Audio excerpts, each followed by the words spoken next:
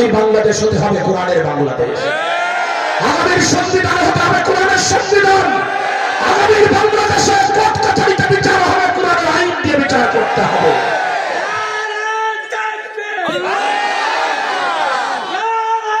ইয়া আল্লাহ, বসেন বসেন বসেন। কোরআনের আইন যদি চলে আসে, হৃদয় নিম্ন কথাগুলো বলে দিয়ে যায়, কোরআনের আইন আসলে শুধুমাত্র আমি আর আপনি ভালো থাকবো তাই না, পৃথিবীর প্রত্যেকটা মানুষ, এমনকি আল্লাহর সব থেকে ছোট প্রাণী মাখলো সৃষ্টি জীব পৃথিবীকা পর্যন্ত দুনিয়ায় শান্তি পাবে। তার জীবনের একটা লাইব্রেরি আসবে, জীবনের কেউ কোনো জায়গায় কোনো হয়তো কাজ করতে পারবে না, জমিনের ভিতরে ওনার থেকে একটা কাঠি দিয়ে খুঁজা দেবেন, সেটাও জবাব দিয়ে তার মুখোমুখি হতে হবে। কোরআনের আইন মানেই হলো শান্তি, কোরআনের শিক্ষা বিস্তার করা মানেই হলো শান্তি। সুতরাং শুধু ঢাকারিয়া মাদ্রাসার মধ্যে সীমাবদ্ধ রাখা না, কোরআনের আইন দিয়ে আমার ব্যক্তি জীবন, পারিবারিক জীবন, সামাজিক জীবন, রাষ্ট্রীয় জীবন, জীবনের সকল ক্ষেত্রে ইসলাম এবং মুসলমান সেটাই চায় কোরআনের আলো চলে আসুক। ইনশাআল্লাহ কোরআন আসবে তো মানুষ শান্তি পাবে ইনশাআল্লাহ। বলেন ইনশাআল্লাহ। আল্লাহ তাআলা আমাদের সকলকে আল্লাহর সাথে যে ওয়াদাগুলো করে আসছিলাম, আল্লাহ বলছিলেন আমি কি তোমাদের রব না? আমরা কি বলছিলাম? বলো বলা, হ্যাঁ তুমি আমাদের রব। রব মানে কি? রব মানে পালনেওয়ালা, রব মানে চালানেওয়ালা, রব মানে আইনদাতা, রব মানে হুকুমদাতা, রব মানে যার কথা আমি মেনে চলবো। সুতরাং আমি আমার রবের বাহিরে দুনিয়া কামাইতে যেতে আমি সব ছেড়ে দিতে পারবো, কোরআন ছাড়তে পারবো না। আল্লাহ তাআলা আমাদেরকে তৌফিক দান করেন, আমরা যেন জীবনের শেষ মুহূর্ত পর্যন্ত কোরআন এবং হাদিস নিয়ে উলামায়ে কেরামের সঙ্গে মিলেমিশে মাদ্রাসা মসজিদ নিয়ে বেঁচে থাকতে পারি। বলেন আমিন। আমার দেশ আগামী বাংলাদেশ হোক কোরআনে কারিমের আলোয় আলোকিত একটা দেশ। আমরা এমন মেম্বার চাই আগামীতে যারা 5 ওয়াক্ত নামাজের ইমামতি করবে। আমরা এমন চেয়ারম্যান চাই যিনি আগামীতে জুমার নামাজের ইমামতি করবেন। আমরা এমন এমপি আশা করতেছি আগামীতে যারা ঈদের নামাজের ইমামতি করবেন। আমরা এমন মন্ত্রী চাচ্ছি আগামীতে যারা জামাতের নামাজের ইমামতি করে দেবেন। আল্লাহ আমাদের সকলকে তৌফিক দান করেন। সুতরাং এই মাদ্রাসাকে আমরা অবহেলার পাত্র বানাবো না, আলেমদেরকে আমরা বাঁকা চোখে দেখবো না। দুনিয়ায় নবী আর আসবেন না, উলামায়ে কেরাম নবীদের দায়িত্ব পালন করতেছে, কেন আমি আলেমদেরকে শত্রু মনে করব? আল্লাহ তাআলা তৌফিক দান করেন, আমরা যেন আলেমদের সাথে মিলে চলতে পারি। সবাই বলেন আমিন। আর সর্বোপরি যে কথাটা বারবার বলেছি, একজন ইমানদারের দাম অনেক অনেক অনেক অনেক দাম। খবরদার কোন ইমানদারের ইজ্জত, সম্মান, তার শরীরের রক্ত, তার জীবন, এগুলো আমরা কেড়ে নেওয়ার জন্য চেষ্টা করবো না। ঠিক আছে ইনশাআল্লাহ? একদম বুকে বুক মিলায় চলবো। আল্লাহ তৌফিক দান করে। সবাই বলেন আমিন। দোয়ার পরে তোমরা দিবে, তবে হুজুর আমাকে বলেন নাই, কিন্তু আমি এবছর আশা করতেছি যে আল্লাহ দোয়া কবুল করবে। এই জন্য আমি যতটুকু কোরআন হাদিস জানি সেটার উপর আমল করারও চেষ্টা করি। অনেক ত্রুটি হয়ে যায়, দোয়া চাই আল্লাহ যেন ত্রুটিমুক্ত অবস্থায় থাকার তৌফিক দান করে। দোয়ার আগে কিছু দান করলে দোয়া কবুল হয়। হুজুর নিজেই বলবেন, এটা কোরআনের ভিতরেও আছে, হাদিসের মধ্যেও আছে, যে চাওয়ার আগে কিছু মালি কুরবানি যদি করা হয় তো চাওয়াটা আল্লাহর কাছ থেকে খুব সহজে আনা যায়।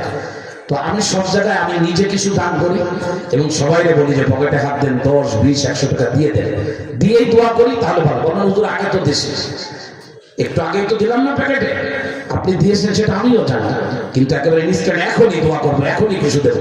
হুজুর বের করতেছেন, আমিও বের করি, আপনার একটু পকেটে হাত দেন দেখে ইনশাআল্লাহ 1 টাকা দেন, কিন্তু দিয়ে দোয়া করেন। উঠবেন না চাচা, উঠবো না চাচা, বসেন বসেন। মাদ্রাসার ছাত্ররা কই বাবা? মাদ্রাসার ছাত্ররা কই বা?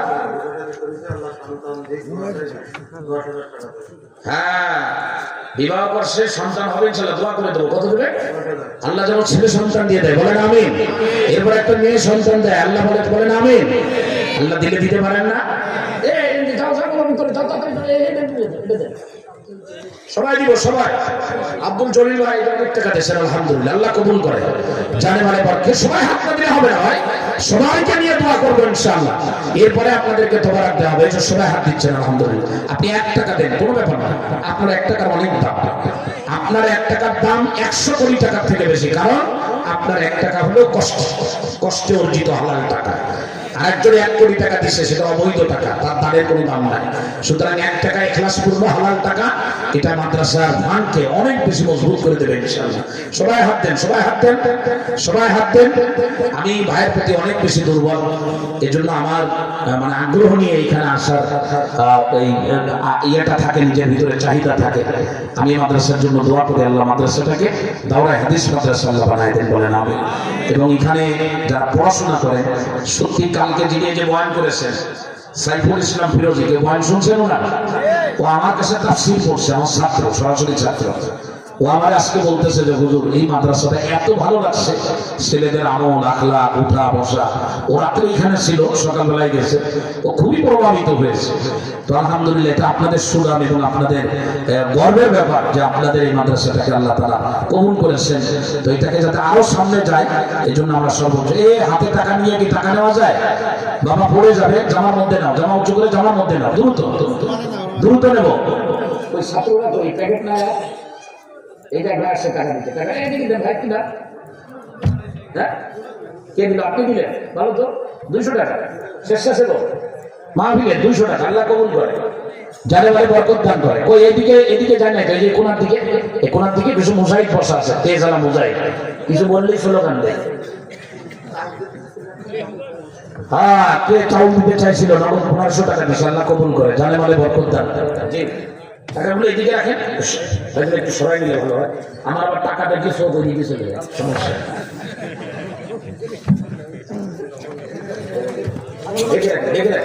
দেখে রাখেন, বরকত হবে না ইনশাআল্লাহ।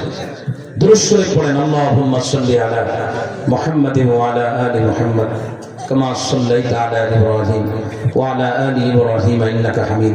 এই যে সুন্দর জ্যাকেট গায়ে, পকেটের ভিতরে হাত দেওয়া, চেহারাটাও ভালো, কিন্তু বসা যায় না দোস্ত, প্যাকেট নেওয়ার আগে বসা যায়? একটু বসো তো, বসো। এই যে লম্বা লম্বা, তুমি ওইদিকে থেকে না, তুমি বসো, বসো, মানকে তুমি মাথায় দাও, সব দোষ করে বসে পড়ো, বসে যাও, দ্রুত বসে যাও। এখনই দোয়া হবে, দোয়ার পরেই তোবারাক দেওয়া হবে ইনশাআল্লাহ। আমরা তোবারাক নিয়ে যাবো। তোবারাক কয় প্যাকেট করে নেবেন? কথা বলবেন, এক একজনের জন্য কয় প্যাকেট বরাদ্দ? এখন অনেক সময় দেখা যায় যে বাড়ি থেকে আসার সময় বিবি বলে দেশে 2 প্যাকেট না আনলে কিন্তু ঘরে ঢুকতে দেবো না। এরকম যদি কারো বলে থাকে, তাহলে হাত উঁচু করেন, আমি ভাইজানকে বলে দিই আপনাকে ইনশাআল্লাহ 2 প্যাকেট দেবো। আপনারা বলছে না, না তো বিয়েই করে নাই, তো বিবি হবে কোন জায়গায়? এটা হইতে পারে না। তো দাঁড়াও দাঁড়াও, যুবক দাঁড়াও, তোমার 2 প্যাকেট দেওয়া হবে ইনশাআল্লাহ। বলে আমার প্যাকেট তোমার দিয়ে যাবো, দাঁড়াও দাঁড়াও। আল্লাহ তাআলা কবুল করে আমার যুবকরা, খুব মহব্বতের সাথে বয়ান শুনতেছে। তোমরা খুলনা বিশ্ববিদ্যালয়ে অ্যাডমিশন দিবা, খুলনা বিশ্ববিদ্যালয়ে আসবা, তোমাদেরকে আমি নিজে হাতে চা বানায় খাবো ইনশাআল্লাহ। আল্লাহ তাআলা ওই যুবকগুলো অনেক ভালো, ওরা একদম শুরু থেকে বসা। আল্লাহ তাআলা ওদের জীবনকে ইসলামের জন্য কবুল করে। কি কয়?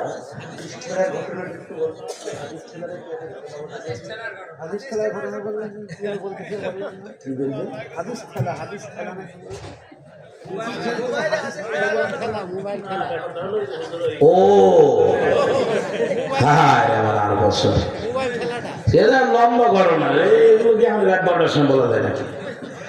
আমাদের বিশ্ববিদ্যালয়ের ইংলিশের এক ছাত্র ঝিনাইদহ ভাই, আমার জায়গায় বলতেছে যে হুজুর, আমার মামা হলো বিসিএস ক্যাডার, তো সে আমার নানারে টাকা পয়সাও দেয় না, আগে দিত কিন্তু এখন দেয় না, খোঁজও নেয় না নানারে নানিরে।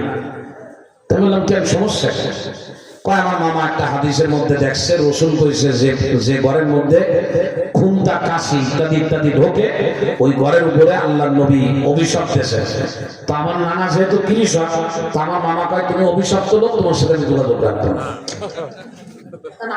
আমি তো এইরকম কোন হাদিস তো আমি তো শুনি না, আমি হাদিস নিয়ে শুনি তো নিয়ে আসে, ওর বড় হলো ও, কিন্তু মামা বলে, মানে ও নিজেই হলো এই হাদিসের শিকার। তো ওই এনারা মোবাইলের মধ্যে হাদিস বের করেছেন, আমি তো তখন ওই মোবাইলও তো আমি এখনো বুঝি কম, তখনও বুঝলাম কম, তবে এখন হালকা আগে সে একটু বেশি বুঝি। এই মোবাইলের মধ্যে তো হাদিস আমি দেখলাম যে হাদিসের মধ্যে আছে যে ঘরে খুঁটা কোদাল ঢোকে সেই ঘরের মধ্যে অভিশাপ দিয়েছেন রসুল। তাই বললাম যে ও হাদিসে আর কিছু নাই, বসে না এইটুকুই তো। আমি তো ঠেলা কেটে উপরে দিয়ে উঠাও না, তো এবার ঠেলা দিয়ে উপরে উঠাইলে রানী বলতেছে এর দ্বারা উদ্দেশ্য হলো কোন ঘরে যদি খুন্তা কোদাল এগুলো ঢোকার পরে সে আল্লাহ থেকে দূরে চলে যায় দুনিয়ায় কাজ করতে করতে, তাহলে তাদের উপরে আল্লাহ কি দেন? অভিশাপ দেন। কসম, আমি তো নিচের যুক্ত দেখি নাই, এই জন্য একটু ঠেলে ঠেলে না দিলে অনেক কিছু বোঝা যায় না, তাই বলতেছে না। আল্লাহ তাআলা আমাদের বোঝার তৌফিক দান করে। এখন এই আমার কাছে না আসলে হাদিস ঠেলা হতো না, আর ও কিন্তু ওর আব্বা না খেয়ে মরত। ওই ঠেলা দেওয়ার পরে আল্লাহর রহমতে দুইজনই ভার হয়ে গেছে। তা আমরা বুঝতে পারছি এই কথা। আমি একটা হাদিস পড়ছিলাম, কোরআন শরীফের দুটো আয়াত পড়ছিলাম।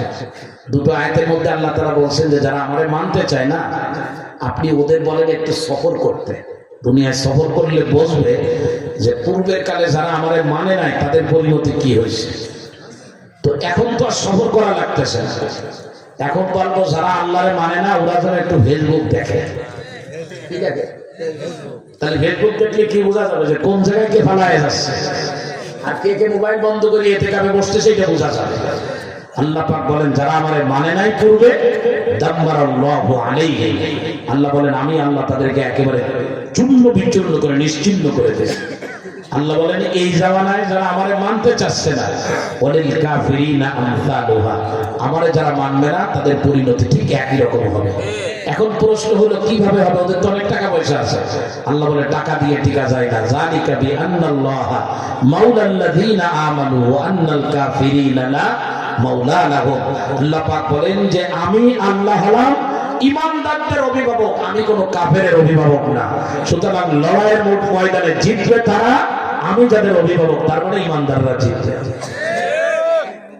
আর যে হাদিসটা বলছিলাম সে হাদিস হলো ইন্নাহা সাতাকুনু বাদি আসরাতুন ওয়া উমুরুন তুনকিরুনা। রাসূল বলেন আমি যখন থাকবো না দুনিয়াতে অনেক অন্যায় অপরাধ হবে। সাহাবীরা বললেন হুজুর এরকম পরিস্থিতির মুখোমুখি আমরা হলে আমাদের করণীয় কি? নবীজি বললেন তোমরা দায়িত্বের ব্যাপারে যত্নবান হবে, আর তোমাদের যা দরকার হবে সেটা আল্লাহর কাছ থেকে চেয়ে নেবে। সুতরাং আমরা দায়িত্বের ব্যাপারে যত্নবান হব তো ইনশাআল্লাহ? নাকি দুনিয়া কামাইতে যে দায়িত্ব অবহেলা করবো? দায়িত্ব অবহেলা করবো না, দায়িত্ব পালনে আমরা যত্নবান হব। আকমাল আলী তো আমার দেশে নাকি? ও মাদ্রাসা দেশে, আমার দেশে কিনা? আল্লাহ কবুল করে। প্রত্যেক বছর মাদ্রাসায় 1000 করে দেবে। আজকে নগদ দিয়ে দেশে 1000। কে এই লোক আসেই যায়? দেখি আমি একটু দেখি। আল্লাহ যদি আমার জান্নাতে দেয় আপনারা নিয়ে যাবো ইনশাআল্লাহ। আপনি গেলে আমার নিয়ে